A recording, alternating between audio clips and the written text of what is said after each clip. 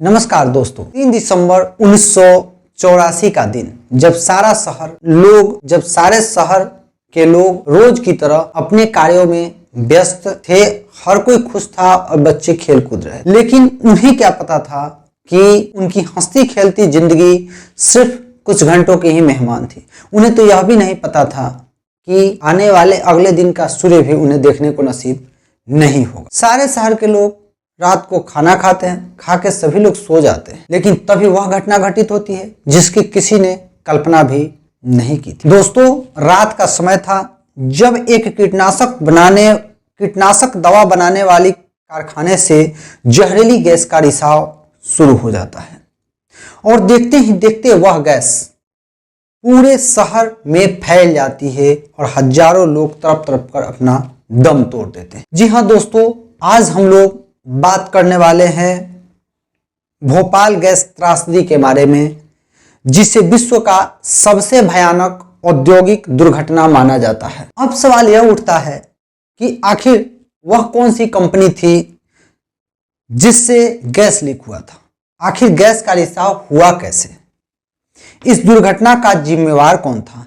इस दुर्घटना में मारे गए लोग कितने थे और क्या उन्हें अंततः न्याय मिला? इन्हीं सवालों का जवाब आज हम लोग इस वीडियो में जानेंगे। तो आइए दोस्तों, बिना देर किए हम लोग शुरू करते हैं इस वीडियो को और जानते हैं इसके सभी कारणों के बारे में। सन 1970 के दशक का समय, जब भारत सरकार विदेशी कंपनियों के निवेश के लिए नीति बनाती है, जिससे अमेरिकी कंपनी यूनियन कार्बाइड लिमिटेड, जिसे हम लोग UCL के नाम से इस वीडियो में जानेंगे और इसका नाम जो बाद में पड़ेगा यूनियन कार्बाइड इंडिया लिमिटेड, उसको UCIL के नाम से जानेंगे।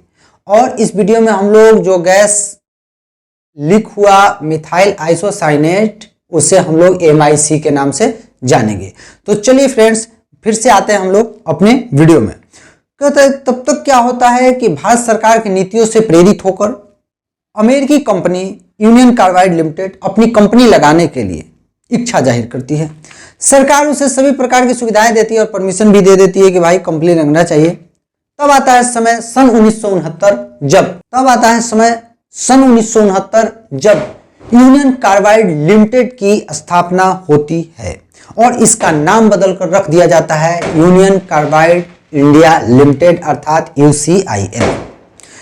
अब जहां तक लोकेशन की बात थी तो इसके लिए लोकेशन मिला भोपाल। आखिर दोस्तों भोपाल ही क्यों मिला?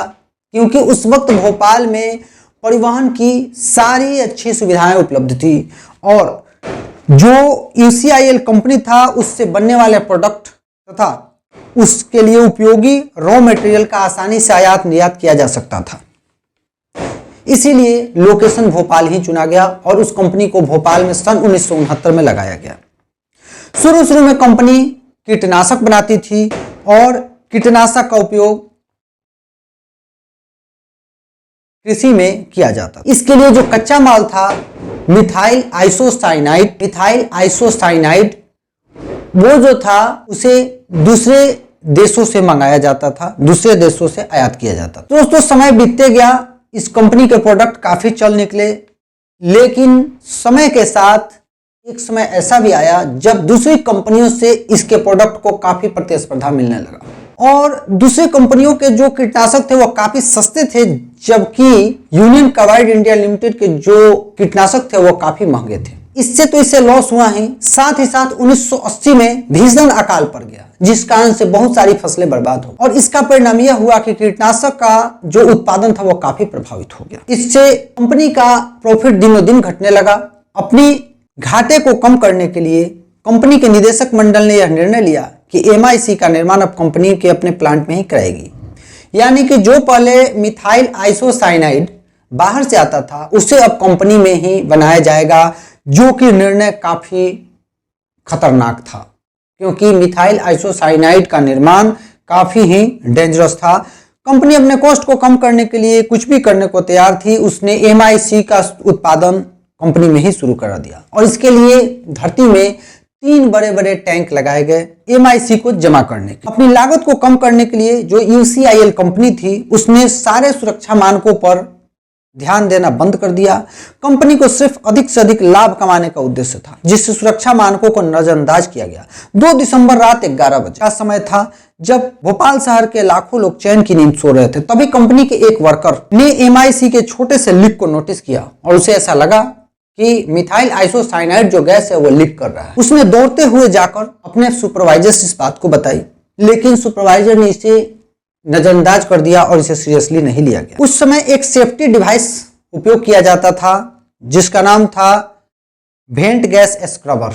यह एक ऐसा डिवाइस था जो MIC के लीक होने पर उसकी सूचना तुरंत दे देता था। लेकिन चूंकि जैसा मैंने आपको बताया कि कंपनी जो थी वो अपने घाटे को कम करने के लिए किसी भी सेफ्टी मानक पर ध्यान नहीं देती थी, इसलिए यह जो स्क्रबर था, ये जो डिवाइस था, यह भी लगभग 3 सप्ताह से बंद हालत में था और इसको रिन्यूअल नहीं किया गया था, जिस कारण से किसी को MIC के भयानक स्थिति की सूचना नहीं मिली। उस दिन और भी एक बात थी कि सामान्यतः 1 टन वाटर का उपयोग किया जाता था 40 टन MIC के टैंक को कूल करने के लिए, यानी उसके गर्मी को कम करने के लिए।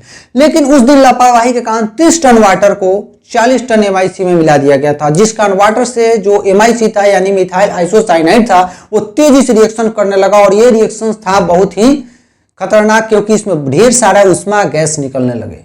और इस कारण से क्या हुआ कि टैंक में प्रेशर बढ़ते गया। उस वक्त जो कंपनी में गैस सिस्टम लगाया गया था, गैस के सेफ्टी के लिए जो सिस्टम लगा था, वो अभी 3 मंथ पुराना हो चुका था और आउटडेटेड था, उसको भी रिन्यूअल नहीं किया गया था। अब रात के 1 बजे का समय, जब टैंक के ऊपर धरती का परत फटने लगता है, क्योंकि टैंक में बहुत ही ज्यादा प्रेशर बढ़ चुका था और उस कारण से जो धरती की सतह थी वो धीरे धीरे धीरे धीरे फटना शुरू हो चुकी थी और टैंक पर एक्स्ट्रा दबाव बनते जा रहा था। तो दोस्तों, जब टैंक पे अतिरिक्त दबाव बनने लगता है तो धरती की परतें वहां से फटने लगती है और उससे ढेर सारी टैंक के फटने से MIC गैस बाहर निकलने लगती है। तभी कंपनी के एक वर्कर की निगाह इस पे पड़ती है और वह जाके तेजी से इमरजेंसी अलार्म को बजा देता है, लेकिन शायद उस वक्त तक बहुत ही देर हो चुकी थी और सुबह के 4 बजते बजते जो MIC गैस था वो पूरे भोपाल शहर में फैल चुकी थी। लोग बेचैनी महसूस करने लगते हैं और इधर उधर भागने लगते हैं। MIC के प्रभाव से तत्काल ही 3800 लोग जो थे वो छटपटाकर अपने प्राण त्याग देते हैं, यानी 3800। इनमें से अधिकांश वो लोग थे जो ठीक कंपनी के नजदीक में झुग्गी झोपड़ियों में रहते थे, यानी गरीब लोग थे। धीरे धीरे मृतकों की संख्या बढ़ती गई और एक रिपोर्ट की माने तो लगभग इस घटना में 16,000 से अधिक लोग मारे गए। बहुत सारे लोगों को बेचैनी की हालत में हॉस्पिटल में उस वक्त भर्ती कराया गया, स्वास्थ्य केंद्र में डाला गया, लेकिन डॉक्टर्स की टीम को यह नहीं समझ में आ रहा था कि आखिर यह प्रभाव है किस चीज का। कुछ डॉक्टर्स जो थे उन्होंने लोगों की बेचैनी को देखते हुए उनको ऑक्सीजन दिया, लेकिन आपको पता होना चाहिए कि ऑक्सीजन मिथाइल आइसोसाइनाइड के साथ तेजी से रिएक्शन करता है और इससे और भी भयावह स्थिति उत्पन्न हो गई और बहुत सारे लोगों के दम घुटने से वहीं पे तत्काल मौत हो गई। इस घटना के भयावहता का अंदाजा इसी से लगाया जा सकता है कि भोपाल की सड़कों पर अनेक जानवर, पक्षी, गाय, भैंस, बैल की लाशों से पट गया था, यानी इतने ज्यादा मात्रा में यह क्षति हुआ था। बाद में यूनियन कार्बाइड कंपनी के तत्कालीन CEO वारेन एंडरसन पर सुप्रीम कोर्ट में केस फाइल किया गया, जिसके बाद में 1998 में यूसी कंपनी ने यानी यूनियन कार्बाइड कंपनी ने 470 मिलियन $US हर्जाना देने की पेशकश की। दोस्तों, आज भी यह केस सुप्रीम कोर्ट में लंबित है और आज भी पीड़ित लोग न्याय की आस लगाए बैठे हुए हैं।